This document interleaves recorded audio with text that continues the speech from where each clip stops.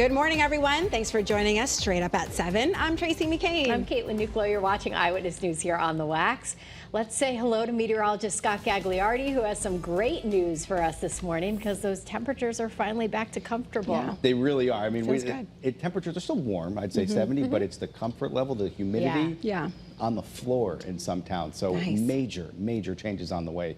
It starts with the way it looks out there. Very cloudy, not seeing any sun out there today. Temperature in Hartford is 74 degrees, but notice across the state we're seeing some 60s now, 66 in Putnam, 67 in Willimantic, 68 in Chester. Looking at those 60s for a lot of towns, and everybody will be falling another 4, 5, 6 degrees over the next few hours. This map right now is showing a 24-hour temperature change, and we're anywhere from 10 to 16 degrees cooler right now than we were this time yesterday. This afternoon, this entire map will be a deep shade of purple, depicting anywhere from 20 to 25 degrees cooler than where we were yesterday afternoon. But more importantly, the bigger deal are these dew points. Check out New Haven, your dew point 70. That's late spring, early summer. Putnam, a dew point of 49. You started off the day, your dew point was 74. That is huge to go from 70s to 40s in just a few hours. It's more like a season change. Your First Alert Live radar shows there's some few showers out there. These are all making their way from west to east. We'll keep them around for several hours, but there's big changes on the way in terms of seeing the cooler temperatures and then a warm up, some storms, a lot to cover in the First Alert 7-day forecast. All those details ahead in less than 10. Good morning, Kate. All right. Good morning, Scott. Good morning, everyone. Thanks so much for waking up with us here on the Wax. If you're heading out the door, I am following this first alert for you in Norwalk 95 northbound between exits 16 and 17. Again, that's exits 16 and 17, 95 northbound in Norwalk. You can see we got a couple lanes blocked off here. So this is an active scene. We're also dealing, you can see all those wet road conditions from showers that are moving through. It's not going to impact everyone on the way out the door, but it could impact you just depending on where you're traveling. So slow it down, get those windshield wipers going if necessary. Live look here in Vernon, right off of Hartford Turnpike here by exit 65, 84 east and westbound there in Middletown along Route 9. Nice and quiet around the light there, which is unusual. Here's a look in Windsor, right on the Windsor-Lax line by the Bradley Connector, and here in Meriden along 91. This is a stretch where we see a lot of overnight construction, a lot of daytime construction. So if you're heading out the door, daytime construction typically picks up between about 8:30 and 9 o'clock.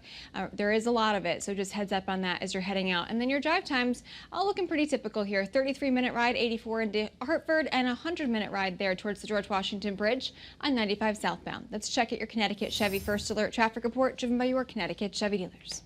Well, happening right now in Wallingford, a hot and dangerous night for fire crews battling multiple fires in a span of just 12 hours. Firefighters had to work through the heat and humidity, which only added to the danger, sending 2 firefighters to the hospital. Your reporter Marcy Jones has a story from Staffordshire Commons. You mentioned that extreme heat and humidity, and that's really what contributed to 3 firefighters getting injured, 2 ending up in the hospital. Thankfully, nobody else was hurt during these ordeals. However, multiple families are waking up without homes. Wallingford fire crews were called to the Staffordshire Commons just before 7 Wednesday night. Crews from other local departments were also called in to help put out the fire. At least 6 families are now without homes. Residents say it was a chaotic scene. The first thing was gas people as much as possible out because I wasn't sure who was home. And safety later, just get the people outside. Less than an hour later, a call came in about people trapped on a balcony on the top floor due to a stove fire that broke out at Parker Place Apartments. Thankfully, no injuries were reported, but the building sustained significant damage. Now, the families that have been displaced are being helped by the Red Cross currently this morning to help get them back on their feet. We're also aware of a fire that broke out on Cherry Street, a chemical factory. Thankfully, no injuries reported there. However, we are expected to get another update from fire officials later this morning. Your reporter in Wallingford, Marcy Jones, Channel 3 Eyewitness News. Well, this morning, a Thomaston man is facing sexual assault and kidnapping charges after police say he assaulted a young girl at a home in Waterbury. Police say the suspect knew the victim. He's being held in jail on a $1 million bond. This morning, police in Bridgeport are investigating 2 separate shootings that injured 3 people overnight. Right now, we're working to get updates on how they're doing, but we know at last check, 2 of the victims were listed as critical. Police tell us they have at least 1 suspect in custody. Testimony resumes in just a few hours here in the trial against Raul Valley. The jury heard yesterday from one of the suspect's high school classmates. He says a group of teenagers surrounded their car and started throwing things. The suspect's friend says Valley started searching for a weapon. 17-year-old Jimmy McGrath was killed. 3 others were hurt when they were stabbed at that party in Shelton in 2022. Also this morning, the Inspector General's office will not seek charges against officers in the death of a new mother in police custody.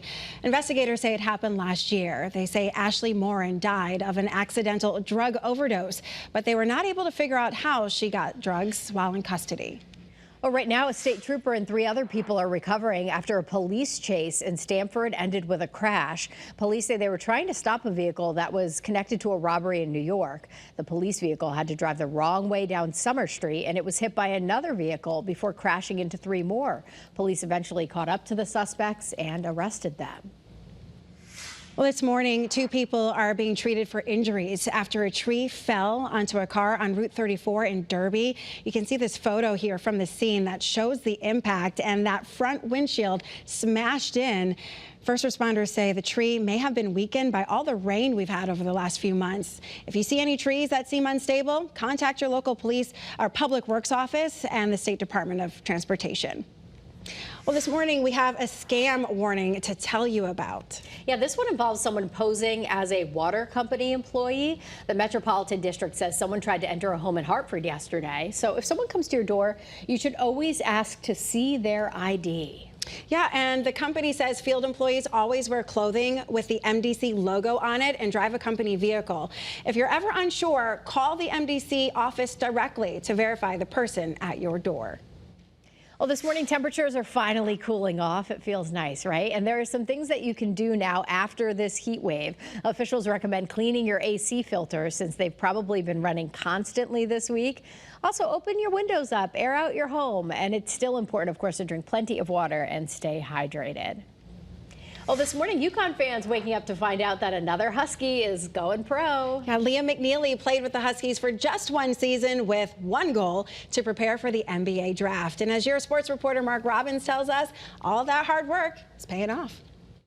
But it almost didn't work out because not until the 29th pick, the next to the last selection in the first round, did Liam hear his name. With the 29th pick in the 2025 NBA draft, the Phoenix Suns select Liam McNeely from the University of Connecticut. Actually, Phoenix had made a trade earlier in the day with Charlotte and selected for the Hornets in their spot. So Liam is now heading to Charlotte. To be honest, I waited a little longer than I expected. I mean, this is just an amazing experience and opportunity. I'm very, very blessed to be here. Before the draft, you might have lumped Liam McNeely in with many of the top prospects in the world, but he had plenty of supporters in the league among scouts and coaches and among the fans at the Barclays Center. You here to see Liam tonight? Huge McNeely fan, so looking forward to seeing him get drafted tonight. And what do you like about his game? His mid-range game is great. I think it's going to translate really well to the NBA. You know, Coach Hurley was with me tonight at my table. Some other coaches were in the stands. You know, I'm going to be a Husky for life. I wish I could have done more during my 1 year there, but I'm going to take all I learned there and bring it with me to the NBA. So now it's on to Charlotte for Liam. Lessons learned at UConn will serve him well in the association as he becomes another in a long line of UConn Huskies to play in the NBA. In Brooklyn, Mark Robbins, Channel 3, Eyewitness Sports. All right, McNeely is not the only player with ties to our state to be drafted last night. Danny Wolf, who started his career at Yale before transferring to Michigan, was chosen with the 27th pick. He's headed to the Brooklyn Nets. The second round of the draft takes place tonight. As we get a check of your first alert forecast, a lot of clouds out there this morning and seeing a few showers, even some downpours at times, especially along the shoreline. New London getting a little break in the action, but notice there's dark clouds off in the distance and cloudy skies overhead. Wet pavement depicts some of the rain that we've seen over the past couple hours. And look at that flag there blowing in a light breeze out of the north and northeast, about 10 to 15 miles per hour. That breeze, though, is bringing in cooler and drier air. It's going to be a very, very big change from what we saw yesterday. Satellite and radar show some of those showers right now. You can see they're forming along a cold front. That cold front heads farther towards the south, allowing for this nice weather to really fill in throughout the rest of the day today. In terms of the temperature, keeping the clouds around, notice this afternoon, highs only in the 70s, nearly 20 to 25 degrees cooler than where we were yesterday. We're going to let you know how long this cooler and drier stretch lasts. All those details are next in your First Alert forecast. Kate? All right, thanks, Scott. Up next.